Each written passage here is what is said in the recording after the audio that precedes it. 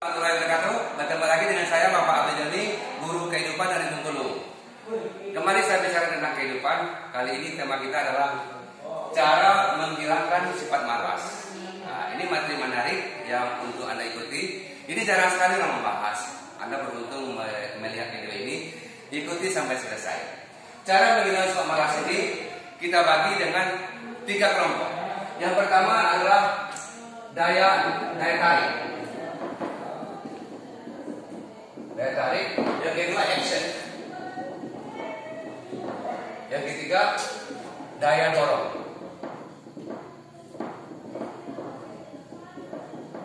Daya dorong. Jadi dalam kehidupan ini yang begitu siap adalah daya tariknya bagaimana, kemudian action yang kita lakukan, kemudian daya dorong. Daya tarik dari suatu kehidupan untuk menghilangkan sifat malas. Pertama kita harus mempunyai punya impian. Punya impian, punya cita-cita, punya tujuan. Ini sering bermasalah hidup orang. Kenapa orang hidup apa adanya? Kenapa dia tidak melakukan suatu aktivitas yang tidak begitu dahsyat, tidak rajin, bekerja apa adanya? Karena tidak punya impian. Hidup tidak punya cita-cita. Hidup tidak punya tujuan. Saya sering mengamati siswa yang malas. Kenapa dia malas? Karena kita amati karena tidak punya tujuan. Tujuan hidupnya nggak jelas. Sekolah nggak tahu tujuan apa. Orang sekolah, kita sekolah, makanya sekolahnya biasa saja, malah cenderung untuk malas karena tidak punya tujuan. Ada lagi namanya target. Target.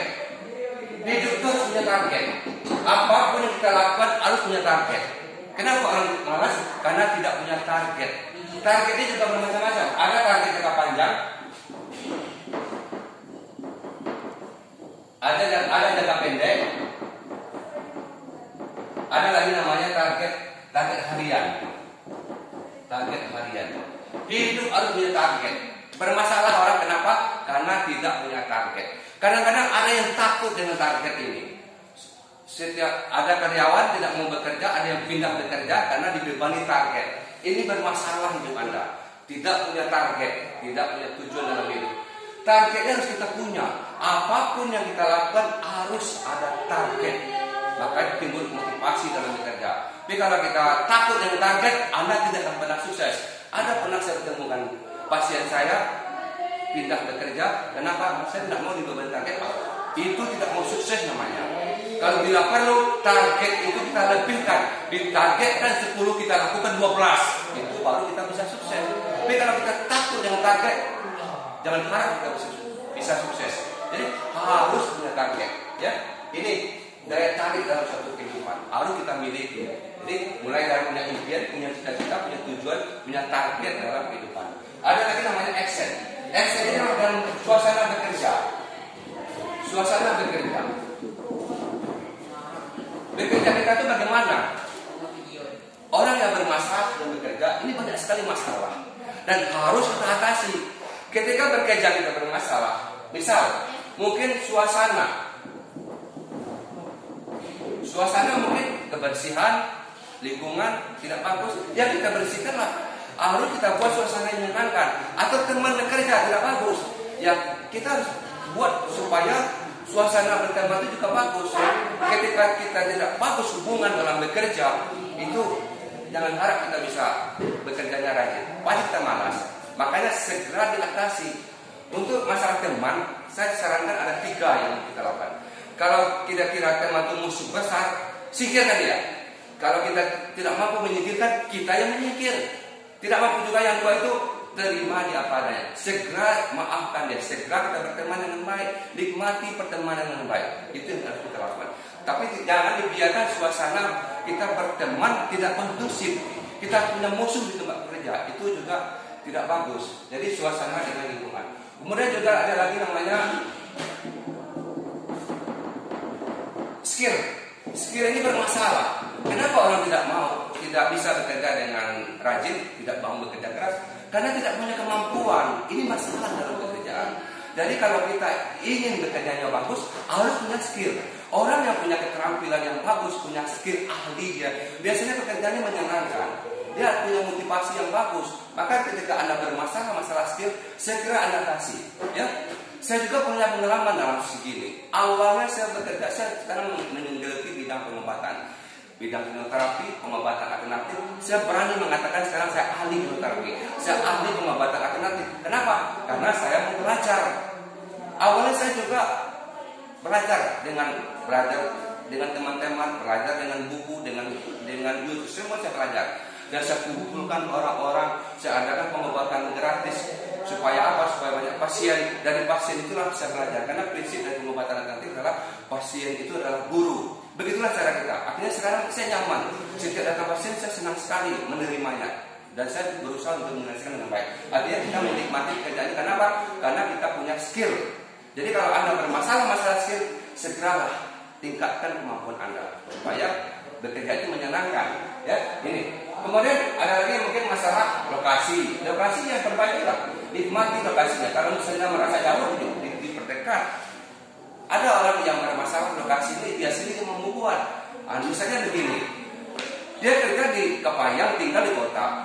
Berarti Anda cari penyakit namanya. Ketika Anda nggak nyaman ya, buatlah rumah di dekat Kepayang, di kota terdekat, supaya lokasinya bagus, supaya dekat dengan tempat bekerja. Ini kita sini yang membuat. Jadi jangan pernah jadi masalah yang ini tempatnya, suasana, temannya, skillnya harus segera kita atasi, termasuk juga lokasinya.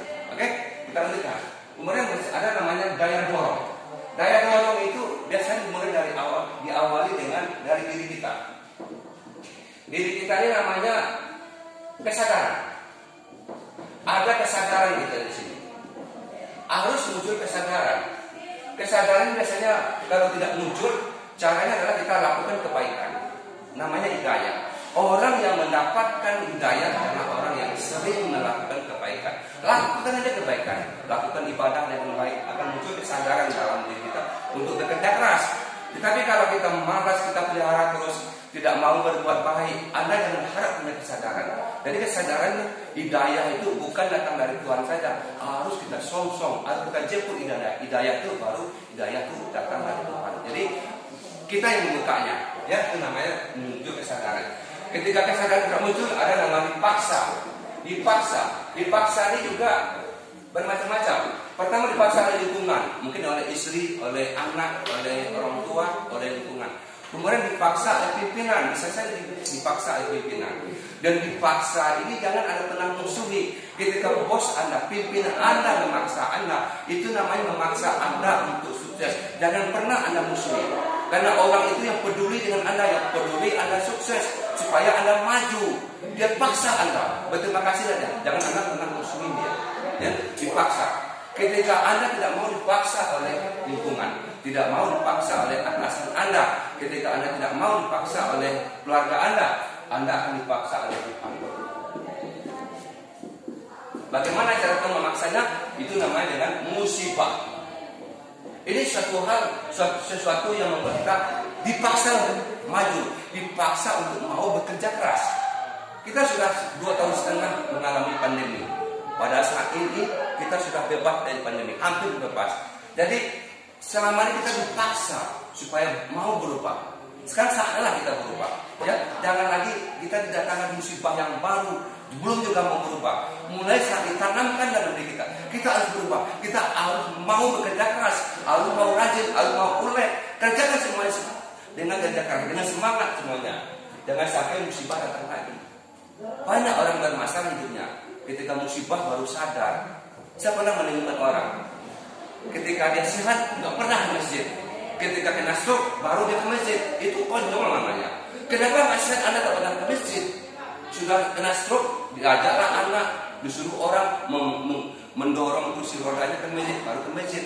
Itu bermasalah. Ketika kita sehat, ya lakukanlah kebaikan, lakukanlah semua dengan semangat. Ya, jangan menunggu musibah datang baru kita berubah. Salah pilih kita sendiri. Oke? Kita ulang lagi. Ketika cara kita menghilangkan sifat malas diawali dengan kita harus punya daya tarik. Buat daya tarik dalam kehidupan kita, dalam pekerjaan kita, supaya kita punya kemampuan untuk bekerja keras, harus punya action. Bagaimanapun kondisi di lapangan, action harus kita perbaiki, segera perbaiki. Kita ada masalah, perbaiki segera. Jangan dibiarkan berlarut-larut, jangan malas kita pelihara. Kemudian ada lagi namanya daya dorong.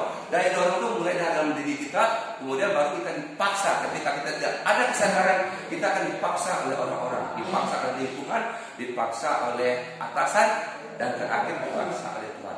Jangan sampai Tuhan memaksa kita dengan musibah.